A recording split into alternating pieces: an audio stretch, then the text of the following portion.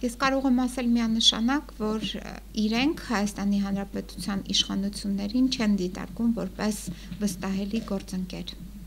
Լևոն Զուրաբյանը ասեց անկախ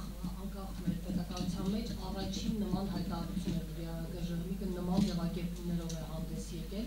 եւ դա նշանակում է, որ առաջիկա ընտրություններին իրենք ավելի լրջորեն են հետևելու եւ ավելի այսպես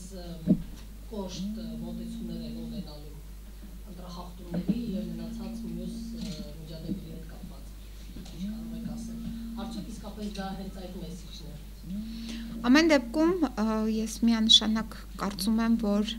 գնահատական է, որ դուք վստահելի չեք եւ սա կարելի ասել արդեն շարք է այդպիսի ուղերձների Հայաստանի Հանրապետության իշխանություններին, որ դուք դեռ վստահելի գործընկեր չեք, դեռ չէ, այսինքն ինչ որ մի տեղ իրենք փորձում էին իրենց հետ աշխատել, բայց ոնց որ թե արդեն այդ փուլը ավարտվել է եւ արդեն իսկ մատնանշում են իրենց նկատմամբ անվստահության մասին։